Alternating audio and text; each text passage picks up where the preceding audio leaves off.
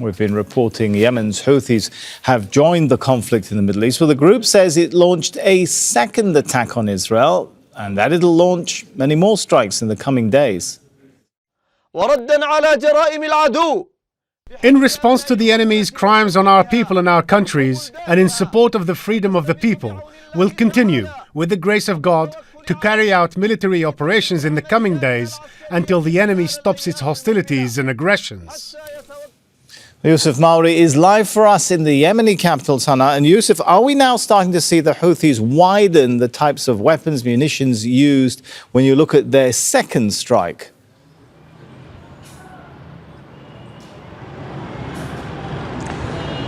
Yes, and this is why they also launched the drones, the Sanaa drones that they have used previously. These are drones that fly at a very low altitude and are able to bypass Israeli air defense system, as we have seen in the past. But now we have even warning from United Kingdom maritime agencies warning that the Ansar Allah Houthis could be on the verge of targeting ships in the Red Sea, in the Gulf of Aden, and in the Arabian Sea. In fact, the United Kingdom Maritime Agency is calling on all vessels to not go anywhere near Yemen's coastal line off the port of Hodeidah, Aden, and also in other various parts in the south of the country. The Ansar Allah Houthis are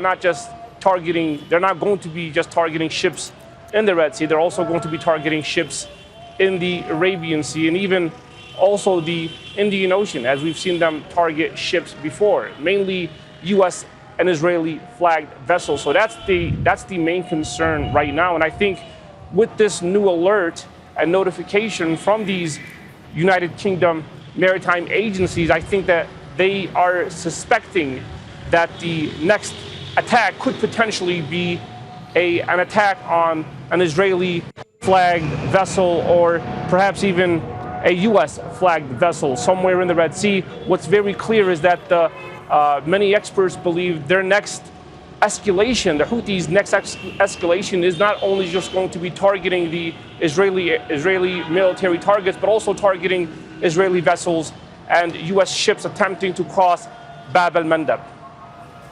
And Yousef, how do people you've been speaking to feel about Yemen entering this conflict?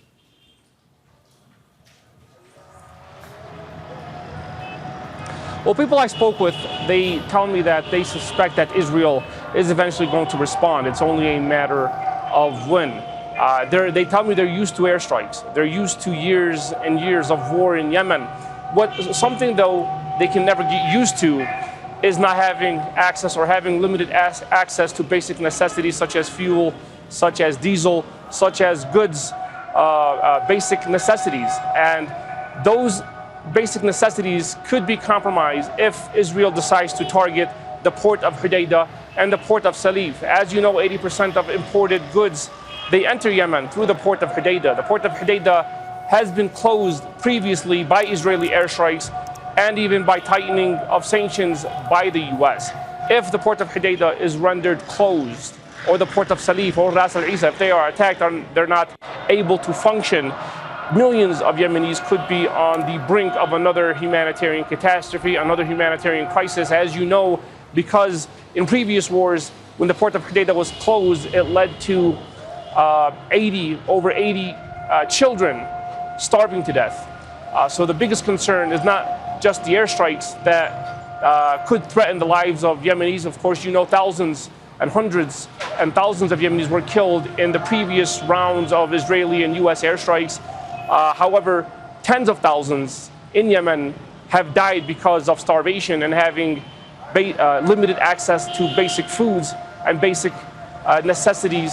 As you know, if there's no gas, people have to rely on backup generators. Hospitals have to rely on backup generators. If there's no fuel, if there's no diesel, though many hospitals in Yemen, they end up being closed, which leads to a medical catastrophe in addition to a humanitarian crisis. All right, thanks so much, Yousef Mawry and Sanaa there.